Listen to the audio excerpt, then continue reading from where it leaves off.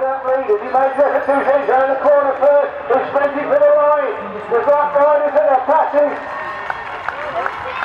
Wales have taken, Wales have agreed,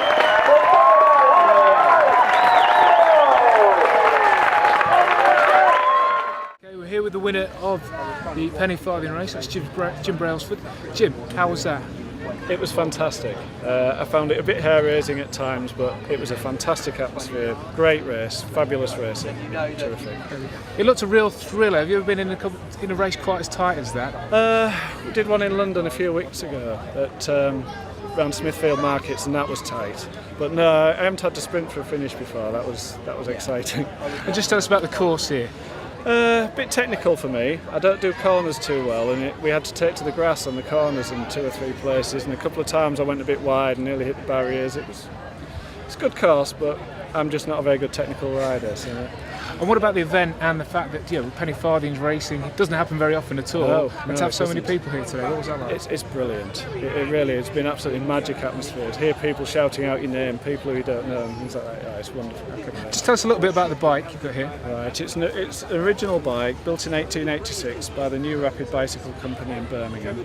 It was restored by my father-in-law 18 years ago, and I've been riding it off and on ever since. For the last few years I've been its sole rider. It's one of the best riding bikes in the world, and I'm very honoured to be able to ride it. And just tell us about what it means to ride a penny farthing. What's the thrill of it? It's just like nothing else. It's closer to heaven. It's just fantastic. It's the best cycling experience you could have. If you ever get the chance, you've got to do it. Brilliant stuff. Congratulations. Thank you. Cheers. All the best.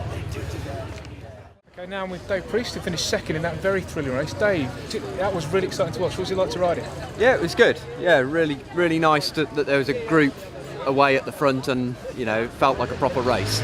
Okay. How did you find the course? I mean, Jimmy Wood said he found it quite scary in places.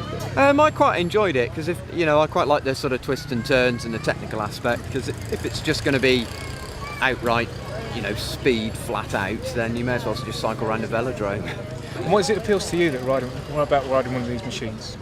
I just love cycling, and to me this is sort of the origin of proper cycling, and I just had to have one. So as soon as I could afford one, that's all I did. Well, tell us about this machine. Tell us more about it. It was made in the Czech Republic, so mine's a replica. But when I was looking for one, I did actually want a replica rather than an original. So I intended riding it quite a bit. And I didn't really want to be riding around on something that was 130 years old and could fracture at any moment. So did you get out on the roads on this a fair bit? Yeah, I use it a reasonable amount. Yeah, first couple of years I bought it, I used it loads. But yeah, great stuff. Well, what did you make of the event today itself, the atmosphere and just the general competition? Yeah, it was brilliant. Crowd were great all the way through. I think an hour is the perfect length for a race like this because you've got a chance for the fast people to sort of get away, but the crowd don't lose track of who's at the front, who's being lapped. It's easier to follow. So yeah, it's good. Really enjoyed it. Thank you very much and well done. All right, cheers, thanks. Okay, here with event organiser and third place finisher, very well done, Richard Thodo. Richard, you must be delighted with how the event went today. I'm really pleased. It's gone very well. And the turnout was great. The race was thrilling. The crowd really rose to that. How much of a sense of the atmosphere did you have going around?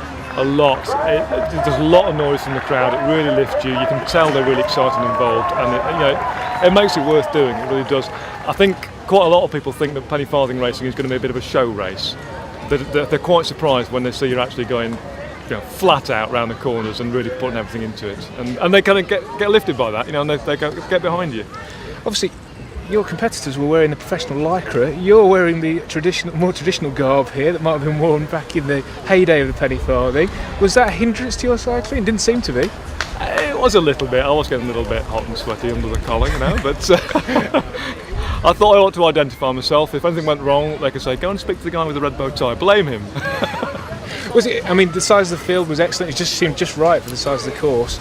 And what did you make of the course? I mean, obviously you helped plan the course, but what did you make of the course? I've heard it described as scary by some competitors, but others really took to it and really enjoyed it. Yeah, it was a bit of a technical course, some very tight turns.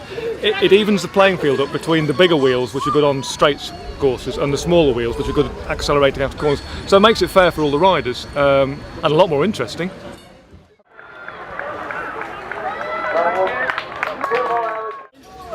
Okay, I'm here with Kat Young-Nickel, the an Australian competitor, now lives in Britain, but competing here at Matlock today. How did you find today's event? It was brilliant. I had a really good time. Okay. What did you make of the course? Some people said it was a bit technical.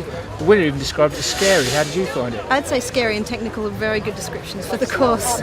But all penny farthing racing courses are pretty much technical and very scary, purely because they often have very nice straights, so you can get up some good speed, get past people, feel generally safe. But then of course they'll have some hairpin turns in there in order to kind of technically, you've got to pull back, you've got to be able to be very cautious and considerate of other people, and then you have to put a lot of effort again to get that speed back up. So in that way it's very exciting. You develop as a rider along all these different courses, and of course it gives you, I think, the audience, the general public, something to watch as well, so it's always different at every different point of the course. Yeah, it was a really thrilling race today. What is it that appeals to you about penny farthing racing or penny farthing riding? Well, it's always different. I mean, the courses are always incredibly different. The spectators and the general audience just give so much back to you. I got so much energy from so many people. It was brilliant.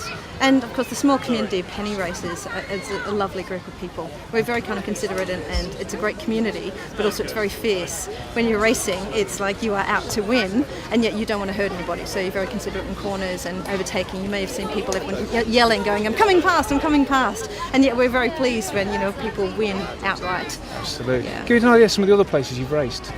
I tried to get to the Evandale Village Championships in Tasmania, which is the National Australian Penny Racing every year, and that's in February.